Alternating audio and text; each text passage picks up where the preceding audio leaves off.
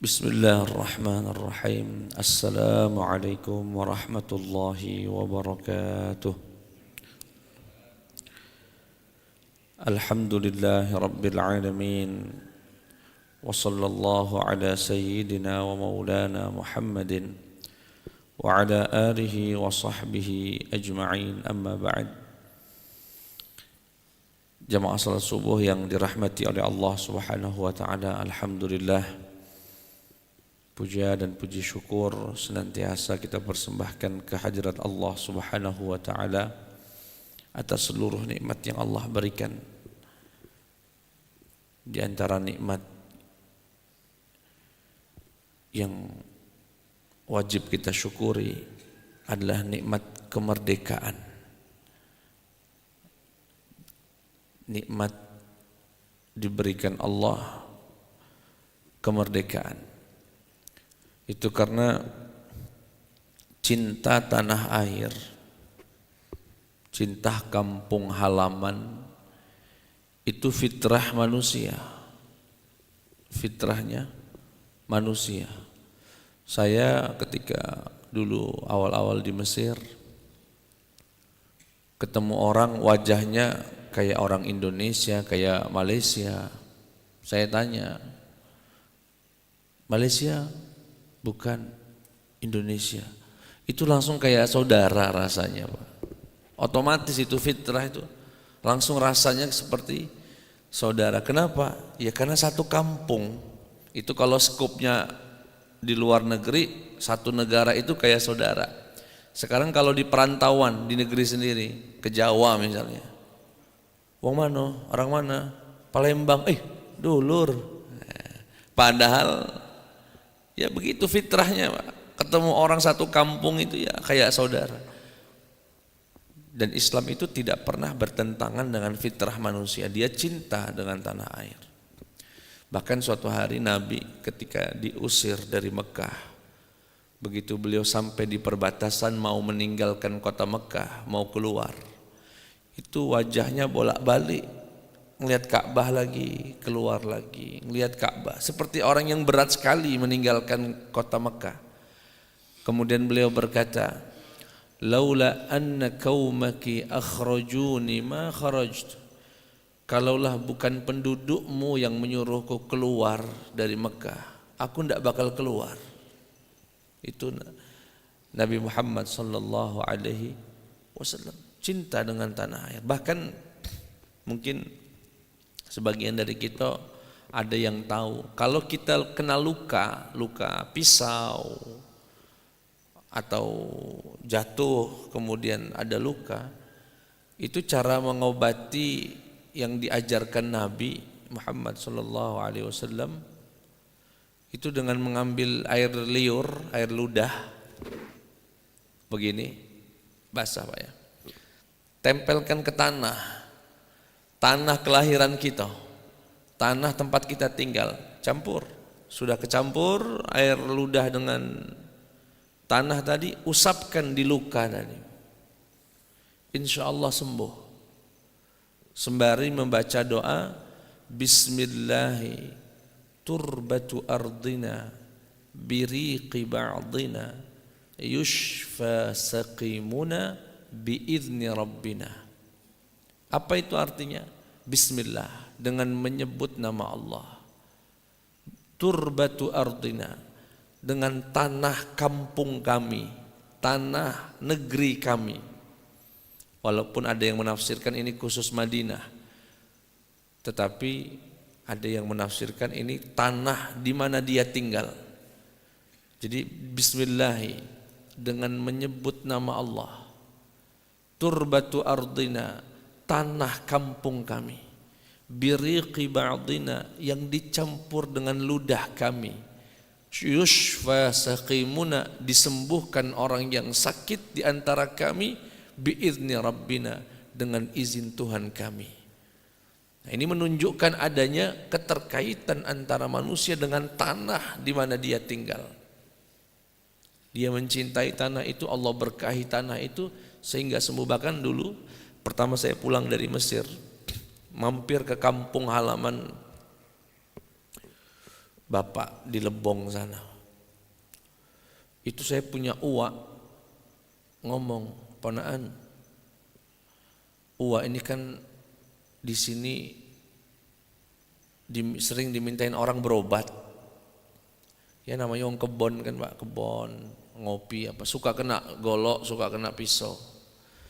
Jadi uak itu pernah diajarin guru, ustadz, ngobatinya pakai tanah, diusapin di luka itu. Habis itu uak baca doa. Nah doa ini tolong didengar ke salah apa benar. Coba baca Wak. Bismillahi turbatu ardina biriqi ba'dina yushfa saqimuna. Ya Allah, kataku ini dari hadis Nabi ini. Dan sembuh itu, ampuh. Ya. Yakin karena itu dari Nabi kita Nabi Muhammad sallallahu alaihi wasallam. Poinnya adalah ya, cinta tanah air, cinta kampung halaman. Semoga Allah membalas seluruh jasa para pahlawan kita, para ulama, para habaib yang telah berjuang memerdekakan bangsa ini dan mengisi kemerdekaan dengan hal-hal yang bermanfaat insyaallah. Amin ya rabbal alamin. Salawat beriring salam terlimpah curahkan kepada junjungan Nabi besar Muhammad sallallahu alaihi wasallam. Semoga kita semua mendapatkan syafaatnya yaumal qiyamah. Amin ya rabbal alamin. Ada yang bertanya, Ustaz, apa arti doa Allahumma faqihni fid din wa 'allimni ta'wil? Atau kalau berjamaah Allahumma faqihna fid din wa 'allimna at-ta'wil. Itu doanya Nabi Muhammad sallallahu alaihi wasallam untuk sepupunya bernama Abdullah bin Abbas. Didoakan. Apa artinya Allahumma faqihni fid din? Ya Allah, pahamkan aku urusan agama. Buat aku itu kalau bahas agama, jelaskan itu cepat paham, cepat nyantol, cepat ngamal ke. Itu Allahumma faqihni fid din wa 'allimni ta'wil, dan ajarkan aku ya Allah tafsirnya Al-Qur'an. Dan ini doa buat sahabat Ibnu Abbas, maka tidak heran sahabat Ibnu Abbas itu menjadi turjumanul Quran. Sahabat Nabi, jumlah sahabat Nabi itu kan seratusan ribu Pak. Itu yang paling pakar dalam bidang tafsir namanya Ibnu Abbas. Apa yang membuat beliau sangat mengerti ilmu tafsir? Doa Nabi ini, Allahumma faqihu fid din wa 'allimhu ta'wil. Ya Allah, Allahumma faqihni fid din wa 'allimni ta'wil. Ya Allah, pahamkan aku ilmu agama dan pahamkan aku, ajarkan aku ilmu tafsir. Dan itu sunnah kalau bapak nengok anak bayi baru lahir, bingung nak doa apa, diusap kepalanya, bacakan itu Allahumma faqihu fid din wa 'allimhu ta'wil. Ya. Agar anak itu bisa menjadi orang yang paham agama. Baik jamaah sekalian yang dimuliakan Allah Subhanahu wa taala. Ada minum Ustaz? Ada minum? Minum. Boleh. Jamaah sekalian yang dimuliakan Allah Subhanahu wa taala, kita lanjutkan kajian kita tentang sikap orang Yahudi terkait kedatangan Nabi di Madinah. Pertemuan terakhir kita ketika Nabi datang disambut penduduk Madinah, ada seorang Yahudi bernama Abdullah bin Salam ikut nyambut. Sebetulnya tidak nyambut, pengen tahu cak mana Nabi kita ini yang katanya Nabi. Kemudian Abdullah bin Salam berkata, falamma ra'aitu wajhahu araftu annahu laysa biwajhin kadzab.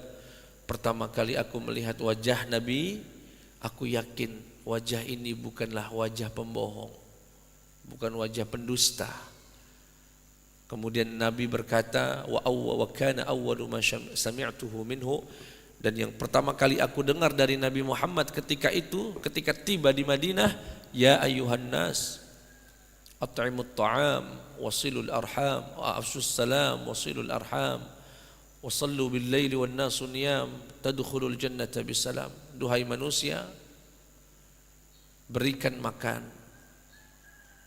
tebarkan salam, jalin silaturahim, bangunlah di malam di saat banyak orang tidur, niscaya kalian akan masuk surga dengan penuh keselamatan. Begitu sikap salah seorang Yahudi saat Nabi Muhammad tiba di Madinah. Nah, sekarang kita akan melihat sikap Yahudi yang lain. Sikap Yahudi yang lain. Jadi Nabi itu dites, Pak. Kata orang Yahudi, kalau kamu bisa jawab pertanyaan saya, kamu Nabi. Kalau nggak bisa berarti bukan Nabi. Ini salah satu yang dialami Nabi Muhammad ketika tiba di Madinah. Apa bunyi hadisnya begini. Wa 'an Ibnu Abbas radhiyallahu anhuma, dari sahabat Ibnu Abbas. Aqbalatil yahudu ila Rasulillah. Orang Yahudi menjumpai Nabi.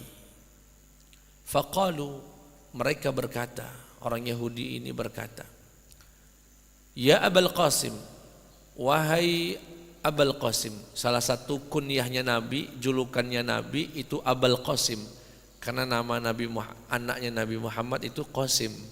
Jadi Nabi itu juga disebut dengan Abul Qasim. Ya Abul Qasim, inna nas'aluka an khamsati asya'a fa in anba'tana bihin arafna annaka nabiyyun wattaba'nak. Wahai Muhammad, sesungguhnya kami ingin bertanya tentang 5 hal. Jika kamu mampu menjawabnya, menjawab kelima itu, maka kami tahu, kami yakin engkau betul-betul Nabi, dan kami berjanji akan mengikutimu sebagai Nabi. Ini orang Yahudi ngetes Nabi, mau ngasih 5 pertanyaan. Fa akhadha alaihi ma akhadha Israilu ala bani. Akhirnya Nabi ngambil komitmen, oke, kalau saya bisa jawab, apa yang ingin kalian konsekuensinya? Ya tadi mereka berjanji akan mengikuti dan mempercayai Nabi Muhammad sebagai Nabi. Idh qalu Allah ala ma naqulu wakil.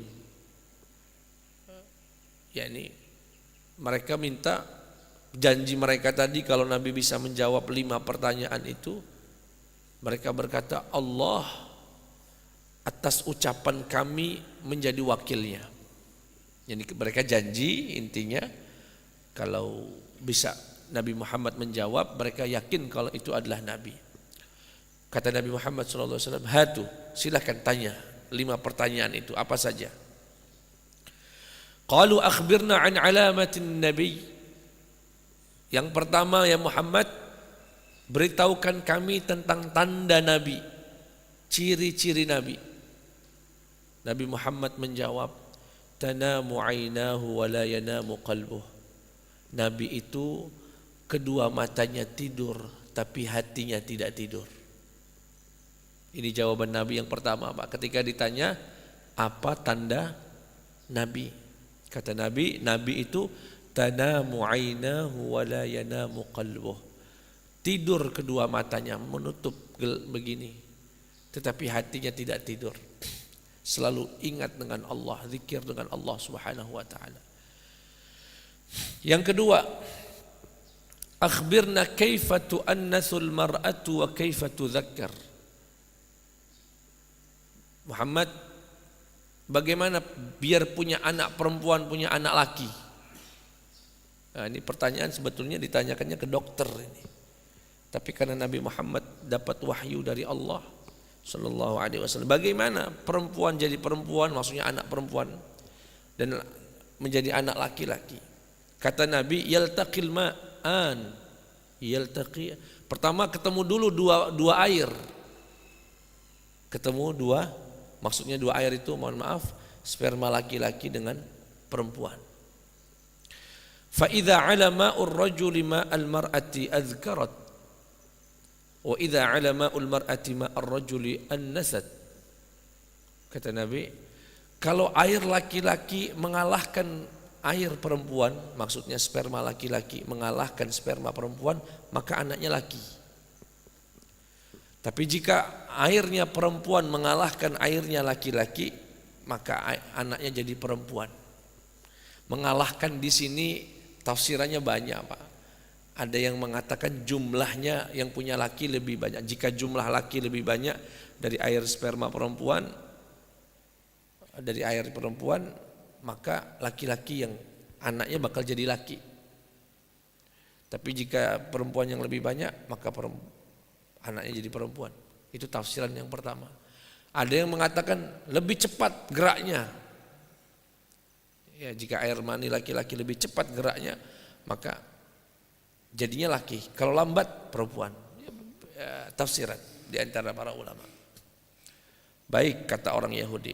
Pertanyaan yang ketiga. Qalu akhbirna ma harrama Isra'ilu ala nafsih. Beritahukan kami apa yang diharamkan Israel. Israel itu Nabi Ya'qub. Beritahukan kami apa yang diharamkan Israel Nabi Ya'qub atas dirinya. Atas dirinya. Nabi Muhammad menjawab, kana yashtaqi 'irqan nasa. Nabi Ya'qub dulu pernah mengeluhkan sakit pinggang, encok. Falam yajid syai'an yulaimuhu, dan tidak mendapatkan sesuatu yang cocok untuk mengobati sakit pinggangnya illa albana kadza wa kadza, kecuali susunya hewan ini. Kata Nabi Muhammad. Qala Abdullah bin Ahmad, qala abi, qala ba'duhum ya'ni ibl, yang dimaksud adalah susu onta. Jadi Nabi Ya'qub itu pernah mengalami sakit encok, Pak. Bingung, minum ini enggak sembuh. Akhirnya minum susu onta sembuh. Nah, orang Yahudi ini bertanya sama Nabi, kalau kamu Nabi, kamu bisa jawab pertanyaan saya ini. Apa itu? Apa yang diharamkan Israel, yang diharamkan Nabi Ya'qub atas dirinya sendiri? Oh, kata Nabi Muhammad SAW, ia mengharamkan daging onta.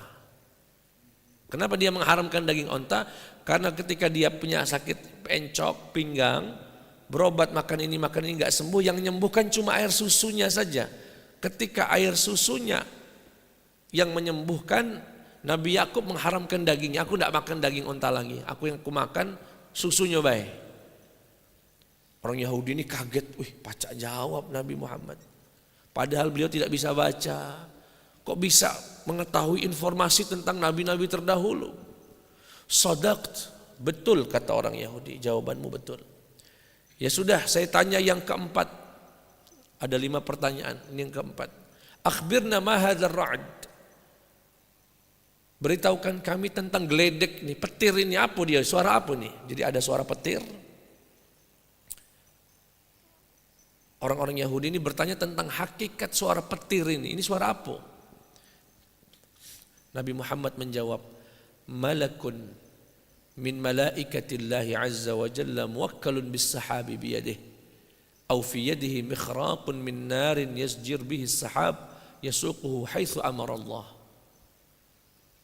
Kata, ini suara malaikat di antara malaikat-malaikat Allah yang diwakilkan untuk mengurusi awan dan langit dan memiliki semacam pentungan pukulan yang ia arahkan awan itu kemanapun sesuai dengan perintah Allah, dan itu suara petirnya, suara petir dari malaikat yang ada di langit. Qalu fama hadha sautul ladzi yasma. Baik, kalau memang ada malaikat yang bisa menggerakkan awan itu sesuai dengan perintah Allah, lalu kalau ada suara dum petir itu suara apa? Yaitu suaranya malaikat. Kata Nabi Muhammad, sautuhu, itu suaranya malah malaikat. Apa kata orang Yahudi? Shadaqta, betul jawaban kamu ini. Baik, yang kelima, innama baqiyat wahida wa hiya allati nubayyuka. Ini orang Yahudi ini memang ya namanya juga Yahudi. Sudah 4 pertanyaan dijawab, berkata begini, itu cuma ngetes bae yang 4 itu. Yang menentukan kamu nabi bukan tuh yang kelima ini. Dia meyakini yang kelima inilah Nabi Muhammad tidak bakal bisa. Yang 4 itu ini baik, pemanasan baik. Yang menentukan kamu nabi atau bukan, dan kami akan berbaiat kamu menjadi nabi kalau kamu bisa menjawab yang kelima ini. Katanya orang Yahudi, innama baqiyat wahidah, sisa 1. Wahiyal lati nubayyuka, dan inilah yang kami akan baiat kamu. In akhbartana biha, jika kamu bisa menjawabnya.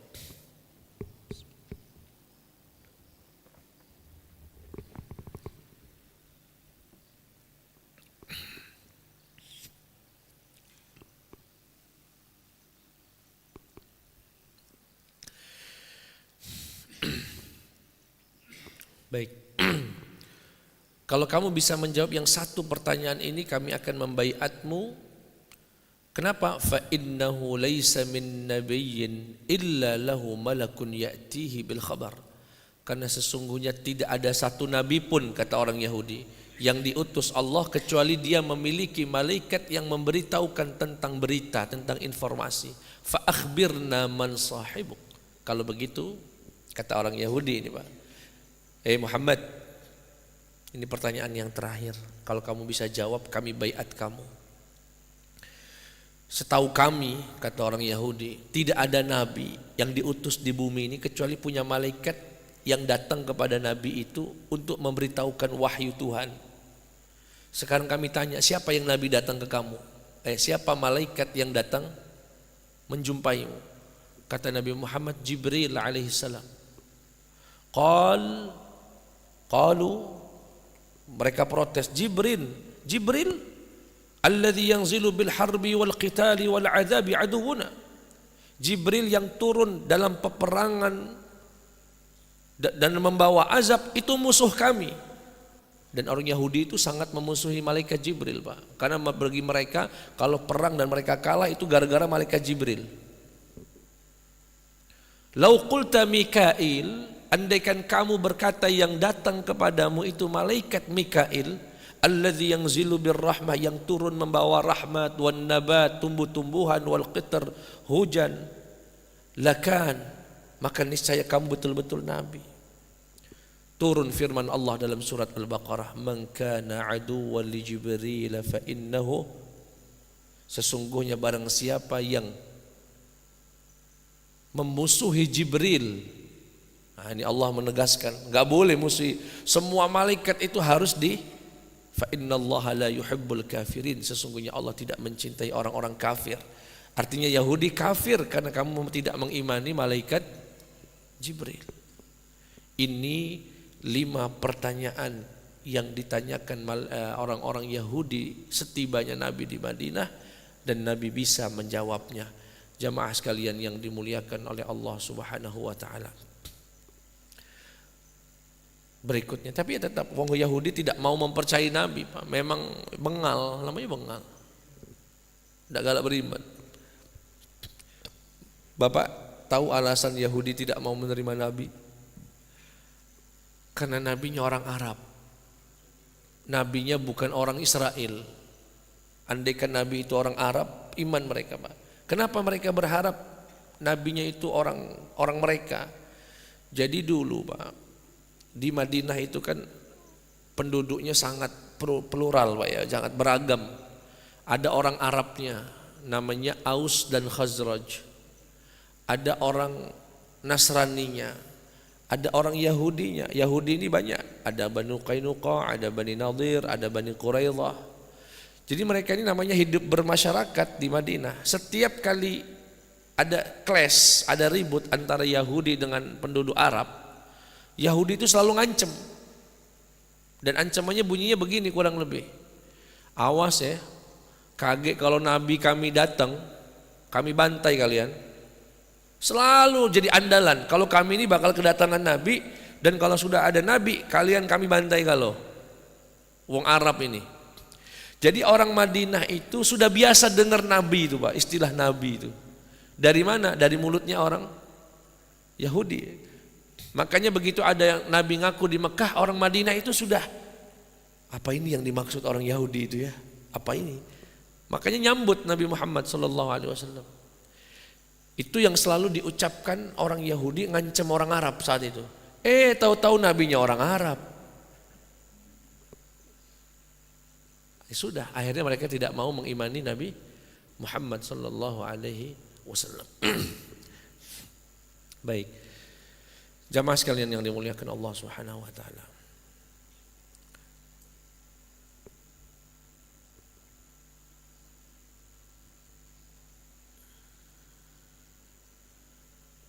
Baik.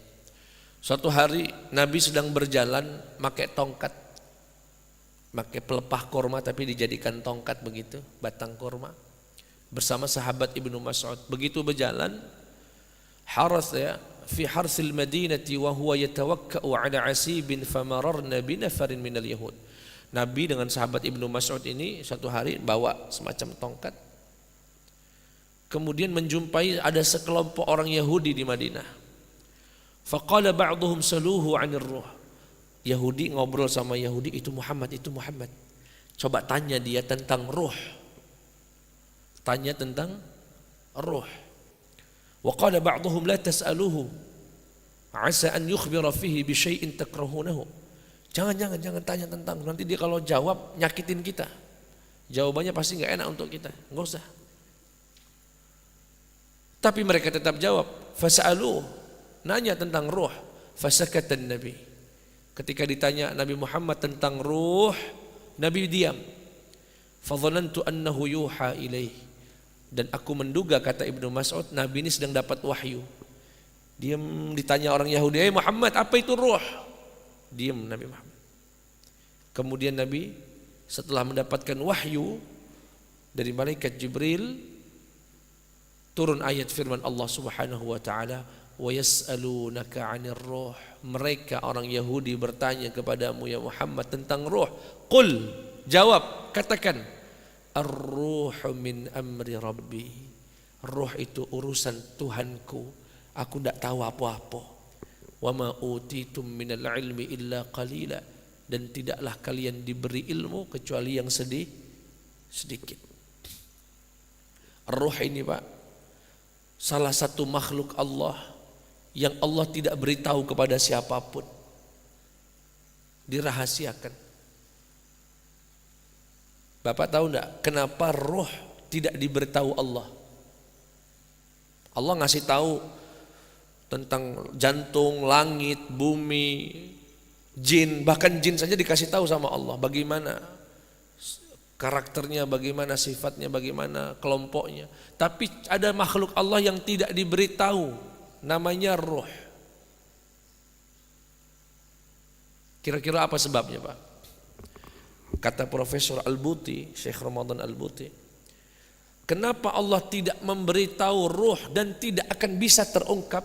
Karena kalau terungkap, kalau ruh itu bisa diungkap, maka ilmu pengetahuan akan bisa mencari obat untuk menghilangkan, untuk menangkal lepasnya ruh dari jasad. Allah berkata, kullu nafsin dha'iqatul maut. Semua yang hidup pasti mati. Artinya Allah menetapkan mati ini satu-satunya hal yang gak bisa ditolak manusia. Nah, bagaimana cara agar manusia tidak bisa menolak mati? Dirahasiakan tentang roh. Karena kalau roh diberitahu, nanti diungkap sama ilmuwan bisa ngasih resep agar roh ini gak bisa keluar dari jasad. Tapi karena roh gak bisa ketahuan, semua bodoh di mata Allah Subhanahu wa taala, enggak bisa ngapa-ngapain. Allah kasih tahu tentang langit. Penemuan bisa mengungkapnya, bisa buat pesawat, bisa buat satelit, bisa buat macam-macam. Allah ungkapkan tentang tubuh manusia, isi dalam manusia, tentang proses kelahiran, ada dokternya, ada spesialisnya. Semuanya bisa diungkap dengan ilmu sehingga ilmu bisa ngasih obatnya, ngasih resepnya, ngasih solusinya. Tapi ada satu yang Allah nggak kasih tahu. Kenapa? Biar mati galau manusia ini. Biar semua yang punya ruh pasti mati dan tersisa hanya Allah Subhanahu wa taala. Baik jemaah sekalian yang dimuliakan Allah. Yang terakhir ini Pak, tapi agak panjang dikit. An Safwan bin Asal al-Muradi radhiyallahu taala anhu anna yahudiyaini, ada dua orang Yahudi, qala ahaduhuma li sahibihi, salah satu di antara dua Yahudi ini ngobrol sama satu sama lain. Idhab bina ila hadzal nabi, ayo berangkat ke Nabi Muhammad.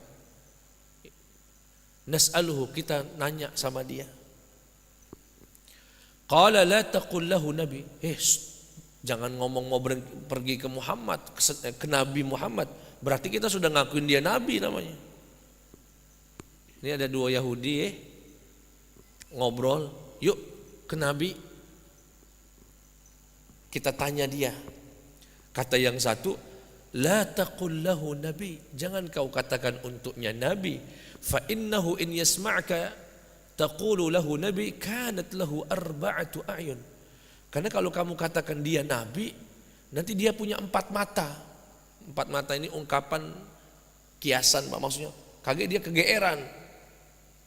Kan belum tentu dia bisa jawab pertanyaan kita. Jadi gimana? Datangi baik Muhammad, sudah, tidak usah menyebut nabi. Fa'ataya Rasulullah, kedua orang ini datang ke Nabi Muhammad dan bertanya kepada Nabi Muhammad tentang firman Allah, walaqad atayna Musa 9 ayatin bayyinat. Muhammad, tolong jawab pertanyaan kami. Apa? Tafsirkan untuk kami firman Tuhan yang berbunyi, walaqad atayna, sungguh kami telah memberikan kepada Nabi Musa 9 ayat yang sangat jelas. Apa yang dimaksud dengan 9 ayat itu? Nah, kebetulan nabinya orang Yahudi, Nabi Musa alaihissalam. Tolong tafsirkan itu. Jawab, apa yang dimaksud? Allah telah memberikan 9 ayat, 9 tanda-tanda kebesaran Allah, ayat yang jelas. Kata Nabi, perhatikan, saya akan jawab itu. La tusyriku billahi syai'a, jangan sekutukan Allah. Ini yang satu. Wala taznu, jangan berzina. Wala taqtulun nafsal lati harramallahu illa bilhaq, jangan bunuh orang tanpa alasan yang dibenarkan. Jangan bunuh orang yang diharamkan untuk dibunuh kecuali dengan alasan yang benar. Yang keempat, wala tasriqu, jangan maling, jangan mencuri. Wala tasharu, jangan menyihir. Wala tamshu bibari'in ila sultanin fayaqtulah, jangan membawa orang yang tidak bersalah kepada raja sehingga dia dihukum mati. Wala ta'kulur riba, yang ketujuh, jangan makan harta riba. Wala taqdhifu muhsanatan, jangan menuduh wanita baik berzina. Wala tafirru minaz zahaf, yang kesembilan, wala tafirru minaz zahaf, jangan kabur kalau lagi perang. Lagi serbu, jangan kabur. Yang kesembilan, wa alaikum al-yahud, wajib atas kalian orang Yahud secara khusus alla ta'du fis sabt, jangan berbuat yang melampaui batas di hari Sabtu. Itu yang dimaksud 9 ayat. Bayangkan Pak, ini kalau tidak diberitahu Allah nggak mungkin Nabi bisa jawab. Ini menandakan Nabi itu dapat wahyu dari Allah. Orang Yahudi datang ke Nabi, beritahukan kami 9 ayat yang diberikan Allah kepada Musa. Sedangkan Nabi nggak pernah baca Taurat, Nabi nggak pernah baca Injil. Jangankan baca, tidak tahu. Ada satu orang di Madinah atau di Mekah yang tahu tentang Injil dan Taurat cuma satu Pak. Namanya Waraqah bin Naufal, pamannya, sepupunya Khadijah istri Rasulullah.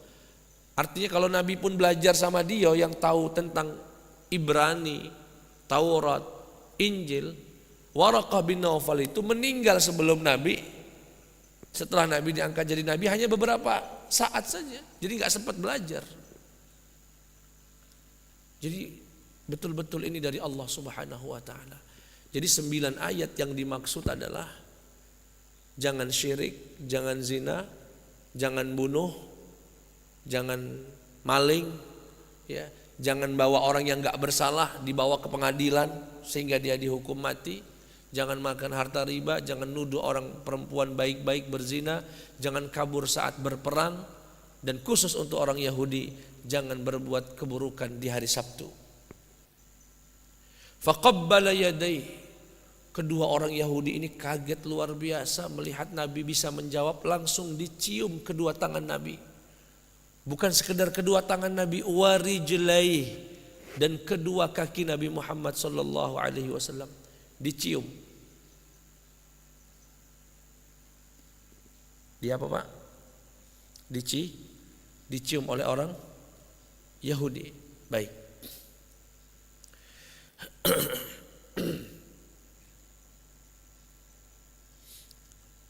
Kemudian waqala, kemudian kedua laki-laki tadi berkata, nashhadu annaka nabiyyun, kami bersaksi engkau adalah nabi. Qala fama yamna'ukum an tuslima? Qala inna Dawud da'a alla yazala fi dhurriyyatihi nabi wa inna nakhafu in aslamna an taqtulana al-yahud. Ketika mereka mengucapkan syahadat kepada Nabi tadi, Nabi bertanya, memang apa sih yang menghalangi kalian itu untuk mengakui aku sebagai Nabi? Kata mereka, kalau aku bersyahadat mengakui engkau sebagai Nabi, Yahudi yang lain bunuh kami, pasti kami enggak diterima. Kenapa? Karena kami meyakini Nabi Daud dulu pernah berdoa agar nabinya itu dari keturunan Daud, dan Daud itu dari Israel. Kita tahu, Pak, Nabi itu kan bapaknya Anbiya, namanya Ibrahim. Punya dua anak, namanya Ishak dan Ismail. Seluruh Nabi Bani Israel itu dari keturunan Ishak. Seluruh Nabi berbangsa Arab itu dari Ismail. Dan Nabi Muhammad ini dari jalur Nabi Ismail. Kalau Nabi Daud, Nabi Isa, Nabi Musa, nabi-nabinya Bani Israel itu dari keturunan Nabi Ishak. Sehingga makanya disebut Nabi Ibrahim itu bapaknya para nabi, karena seluruh nabi setelah Nabi Ibrahim keturunannya Nabi Ibrahim. Tinggal Nabi Israel atau nabinya orang Arab.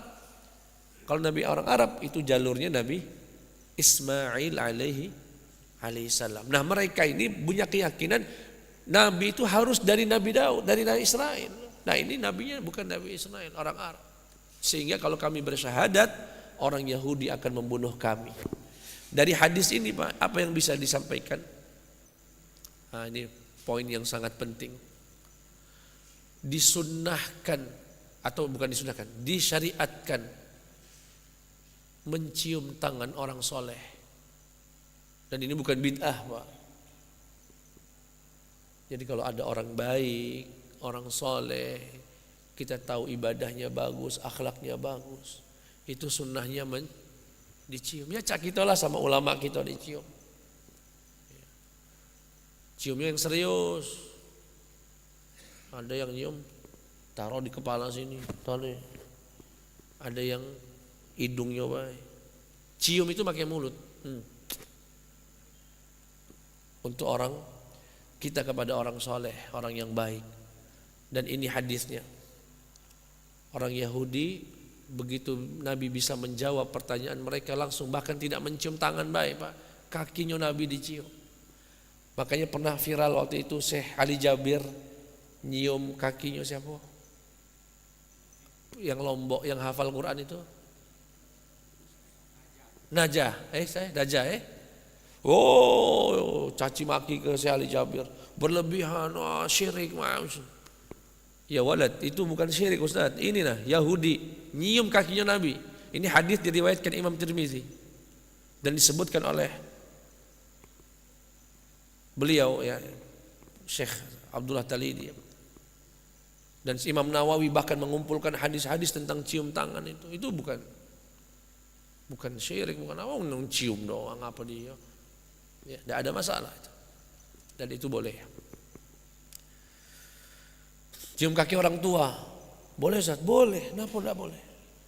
Nyium kaki gurunya, yang kita punya guru misalkan, dan begitu berjasa dalam hidup kita, tidak apa-apa. Tidak ada masalah, dan itu bukan sujud, Pak. Bukan sujud, bukan rukuk. Cuma bagi yang dicium, ya ini ulamanya, ya tinggal tahu dia saja hatinya. Kalau hatinya merasa dengan dicium menjadi ujub, ya dilepas. Saya punya guru nggak mau dicium tangannya. Itu bukan karena nyium tangan itu haram, enggak.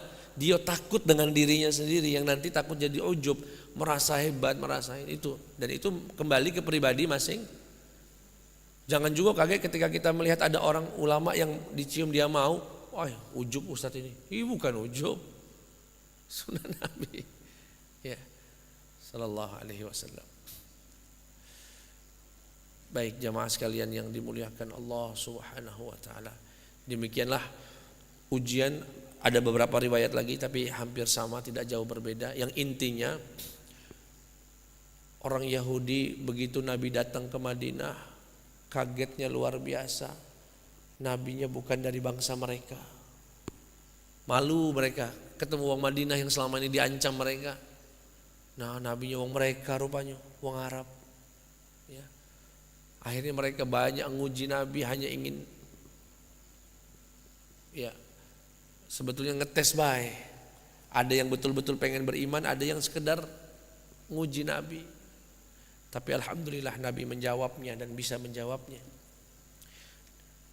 Dan orang Yahudi meyakini Nabi Muhammad adalah utusan Allah Subhanahu wa taala. Bahkan di dalam Al-Qur'an disebutkan innal ladzina utul kitaba ya'rifunahu kama ya'rifuna abna'ahum.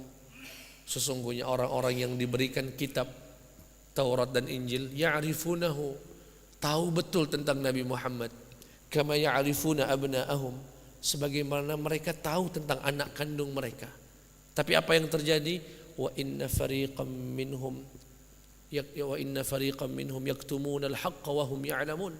Hanya saja ada sebagian dari kelompok mereka yang menutupi kebenaran ini, padahal mereka tahu kalau Nabi Muhammad adalah utusan Allah Subhanahu wa taala. Itu yang bisa kami sampaikan. Jika ada yang ingin ditanyakan, dipersilahkan.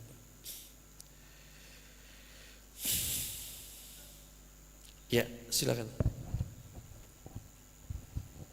Assalamualaikum warahmatullahi wabarakatuh. Waktu awal kenabian kan Khadijah mengajak ke sepupunya itu kan. Apa dia?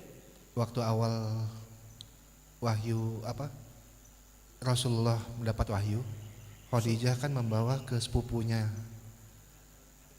Ya. Waraqah bin Nawfal. Pertanyaannya, itu Waraqah bin Nawfal itu berbaiat kepada Nabi atau tetap berpegang sama agamanya Yahudi?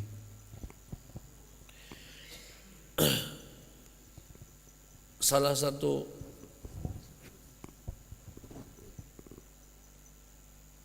satu orang Mekah yang berpendidikan sampai bisa nulis Ibrani, itu sepupunya istri Rasulullah Khadijah, namanya Waraqah bin Nawfal, dan dia rajulun qad tanassar, orang Arab yang sudah beragamakan Nasrani saat itu. Di saat orang penduduk Mekah nggak punya agama, musyrik, dia ini sudah beragama karena belajar Taurat dan Injil. Ketika datang Sayyidah Khadijah kepada Waraqah bin Nawfal. Kenapa datang waktu itu? Ya, karena Nabi setelah mendapatkan wahyu gemeteran, takut. Zammiluni, berikan aku selimut. Ada orang mau bunuh saya, ada makhluk mau bunuh saya. Apa kata Sayyidah Khadijah? Wallahi kalla, mustahil, lan yukhziyakallahu abadan, mustahil Allah akan menghinakanmu duhai suamiku. Engkau orang yang selalu menjalin silaturahim, selalu memuliakan tamu, membantu orang yang susah, gak mungkin dihinakan Allah. Tapi ada orang yang mendekapku. Akhirnya sama Khadijah, ya sudah, coba kita ke Waraqah bin Nawfal, karena dia ini wong ngerti, wong paham. Apa kata Waraqah bin Nawfal? Ya udah, coba cerita wahai adik iparku, yakni Nabi Muhammad. Diceritakanlah, oh saya ketemu makhluk yang mendekap saya begini di goa. Hadza namus. Oh ini Jibril. Alladzi kana jaa ila Musa. Ini juga yang pernah datang ke Nabi Musa alaihissalam. Kemudian kata Waraqah bin Nawfal, tidak ada seseorang yang didatangi Jibril kecuali nanti akan diusir oleh penduduknya. Andaikan aku masih hidup nanti, niscaya aku yang akan menolongmu saat itu. kata Waraqah bin Naufal. Tetapi tidak lama dari situ Waraqah bin Naufal meninggal dunia. Pertanyaannya, meninggal dalam keadaan Nasrani atau dalam keadaan Islam? Yang kami baca masih dalam keadaan Nasrani. Masih dalam keadaan belum masuk Islam. Nah, ini Waraqah bin Naufal. Dan kejadian ini Pak, Nabi sampai takut, gemetar. Ini menunjukkan Nabi itu tidak punya konsep tentang keislaman sebelumnya. Kan tuduhan orang, Nabi Muhammad itu belajar dari Abu Thalib tentang agama ini. Tahu-tahu ngaku Nabi karena dia berilmu. Bukti kalau beliau nggak punya tahu apa-apa, Jibril dituduhnya jin. Nabi Muhammad itu sempat nganggap Jibril itu adalah jin. Karena Nabi nggak tahu konsep itu. Ini menunjukkan Nabi itu betul-betul nggak tahu apa-apa dijadikan Nabi. Bukan orang pintar ngaku Nabi. Karena tuduhan orang Barat kan Nabi itu sebetulnya pintar, sudah belajar tentang kisah-kisah Nabi sebelumnya, sudah macam-macam. Karena dia pintar, yang lainnya bodoh, dia ngaku Nabi. Enggak, Nabi itu enggak baca, enggak tahu apa-apa. Murni semuanya dari Allah Subhanahu wa taala. Baik Bapak. Wallahu taala a'la wa alam. Ya.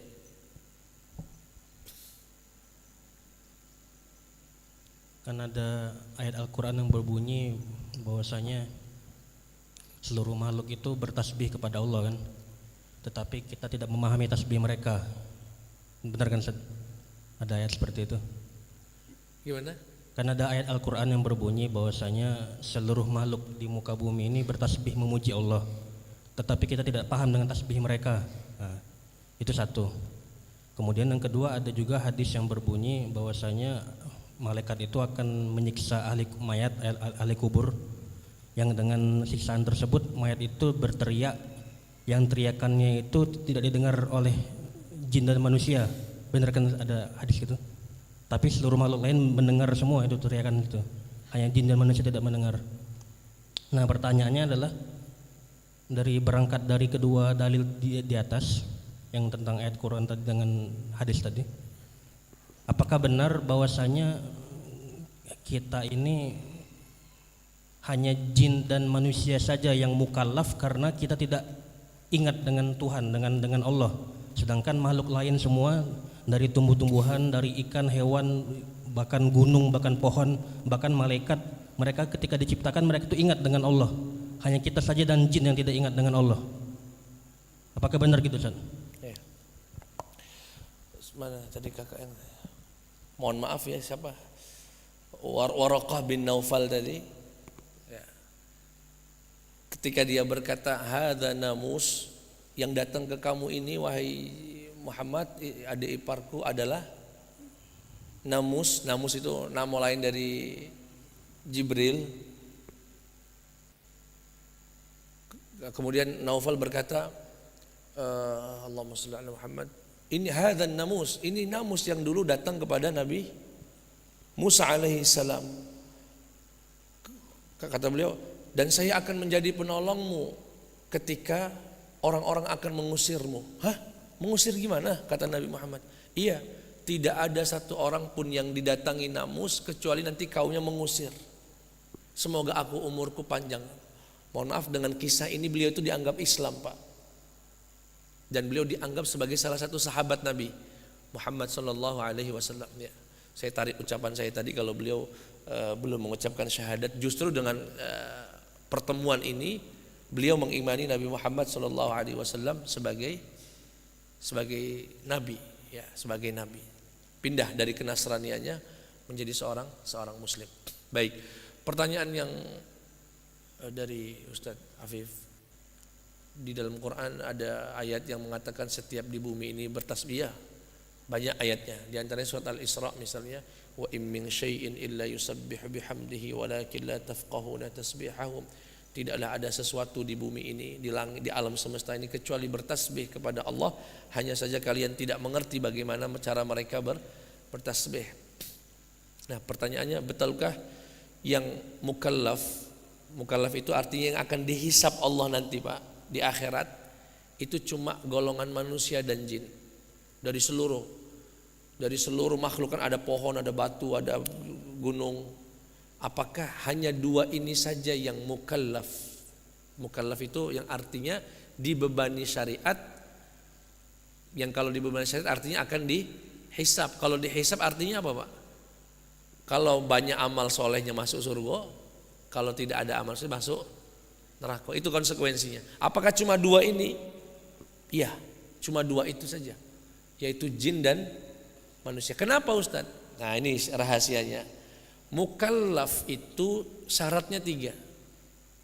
Disebut mukallaf itu syaratnya 3. Jadi orang yang akan dibebani syariat, kemudian arti nanti akan dihisab. Kalau dihisab berarti konsekuensinya kalau nggak surga, neraka. Itu syaratnya 3. Yang pertama, baligh. Baligh. Dan ini nggak berlaku di pohon, nggak berlaku di gunung. Yang kedua, berakal. Yang berakal itu hanyalah manusia dan jin. Makanya orang gila, manusia gila itu nggak dihisab, Pak. Kalau bapak nggak galak dihisab jadi orang gila. Yang nggak dihisab itu orang gila. Yang ketiga, sampainya dakwah Nabi ke dia. Kalau nggak sampai dakwah Nabi ke dia, nggak dihisab sama Allah. Contoh, orang Eskimo, tahu Eskimo, Pak ya? Yang tinggal di kutub selatan sana atau kutub utara ke selatan. Dia berakal, baligh. Tapi ada nggak yang pernah dakwah ke sana? Jamaah tabligh berangkat ke sana Eskimo. Sekarang kalau belum ada, misalkan dari lahir nggak pernah dengar itu namanya Islam, ya hidupnya mancing, nyari ikan, mancing, makan, hidup, nikah, meninggal. Masuk surga apa neraka wong ini, Pak? Pertama, tidak memenuhi syarat sebagai orang yang akan dihisab Allah, yang mukallaf tadi. Dia berakal, syaratnya cuma 2 yang terpenuhi, akal dan baligh. Tapi Islam dia nggak dengar, nggak pernah dengar pengajian Cak Kito ini, nggak pernah ketemu orang Muslim. Orang ini tidak dihisab oleh Allah Subhanahu Wa Taala. Tidak pokoknya syaratnya 3, Pak. Nenek moyang kita di Indonesia yang 1000 tahun yang lalu dihisab nggak, Pak? Berakal, baligh. Tapi ada yang pernah dakwah di sini 2000 tahun yang lalu? Nggak ada. Kalau nggak ada gimana, Ustaz? Ya nggak dihisab sama Allah Subhanahu Wa Taala. Karena yang dihisab ini hanya apa dalilnya, Ustaz? Wa ma kunna mu'adzibina hatta nab'atsa rasula. Kami tidak akan mengadab suatu kaum sampai ada risalah kami ke dia. Sampai ada Nabi Muhammad, risalah Nabi ke situ. Kalau nggak ada. Nah ini jadi yang dihisab oleh Allah hanya jin dan wa ma khalaqtu al-jinna wal insa illa liya'budun. Itu Ustaz. Mungkin kurang jelas pertanyaan, kurang jelas. Sebenarnya bukan itu yang saya tanyakan, Tad. Yang saya tanyakan itu sebenarnya apakah cuman kita dan jin saja yang lupa kita diciptakan, sedangkan makhluk lain tuh mereka ingat semua ketika diciptakan tuh Tuhannya siapa. Malaikat tahu, makanya mereka bertasbih terus. Sedangkan cuma kita yang lupa ketika kita lahir. Itu. Pertama, kenapa? Apakah hanya kita saja yang lupa? Lupa itu tugasnya siapa? Lupa dan ingat itu tugasnya siapa? Akal. Akal. Pohon ada akal. Kata akal. Gunung, berarti mereka nggak disebut lupa dan nggak disebut ingat. Jadi seluruh makhluk yang nggak punya akal nggak bisa dikatakan lupa atau ingat. Itu satu. Dan akal itulah yang menjadi syarat taklif tadi, harus berakal. Nah, malaikat gimana, Ustaz? Malaikat enggak, malaikat itu diciptakan hanya untuk taat sama Allah. Enggak ada maksiatnya. Jadi, betulkah yang lupa akan kesaksian dia dengan Allah Subhanahu Wa Taala, jin dan manusia? Iya, betul. Makanya manusia, nah lupanya melalui jalur apa, Ustaz? Melalui jalur akal. Diciptakannya akal itu untuk ingat dan lupa. Nah, kenapa? Apakah malaikat enggak punya akal, Ustaz? Punya. Malaikat itu punya akal, punya akal. Tetapi tidak diberi nafsu. Nah, yang merusak akalnya apa, Pak? Yang jadi penghalangnya nafsu, bisikan, setan dan lain sebagainya. Jadi sekali lagi yang dihisab hanya manusia dan jin, dan yang lupa akan kesaksian dia di alam rahim sana itu cuma manusia sama jin. Sehingga manusia dan jin inilah yang nantinya akan dihisab oleh Allah Subhanahu wa taala. Wallahu taala a'la wa a'lam.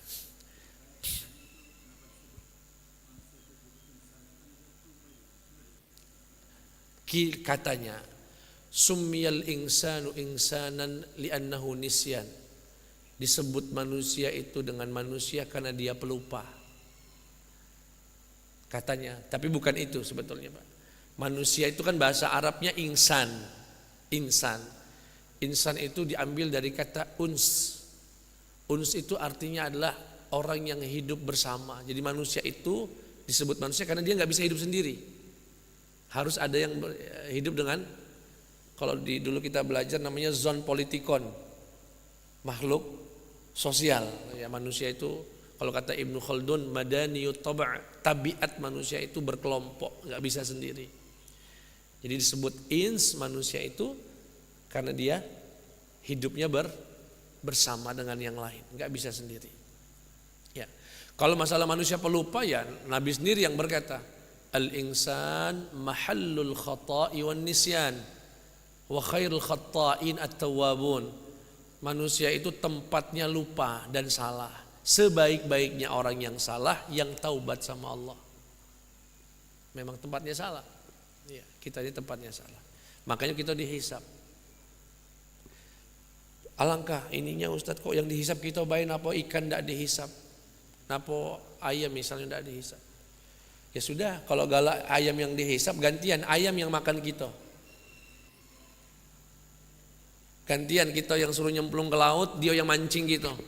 Kaki setelah dipancing, dipotong-potong, dikeluarkan isi perutnya, digoreng, disambel, dibakar. Galak dibalik sama Allah. Kita dihisab itu karena kita dimuliakan Allah. Dimuliakannya apa? Kita yang menikmati alam semesta ini, Pak. Kecil kita ini, Pak, yang dibandingkan makhluk Allah. Tapi inilah kita, inilah khalifahnya di bumi ini.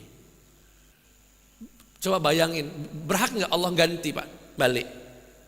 Aku gantilah, yang aku hisap ikan be, tapi gantian yang dibakar, yang dipotong, yang dikeluarkan isi perutnya ayam, manusia. Nah, aku tuh, Pak, kalau ngeliat ayam itu, Pak, ya Allah, alangkah mulianya kita, disembelih, direbus air panas, dicabuti bulunya, potong, keluarkan isi perutnya, dicaca-caca, disambal, digoreng, masukkan air. Untuk kita ini, Pak, makhluk kecil ini, nah, makannya enak, sambal. Makanya dihisab. Di balik nikmat itu ada tanggung jawab. Alhamdulillah. Ya, itu saja, kita tutup dengan doa kafaratul majelis. Subhanakallahumma wa bihamdika asyhadu an la ilaha illa anta astaghfiruka wa atubu ilaik. Wassalamualaikum warahmatullahi wabarakatuh.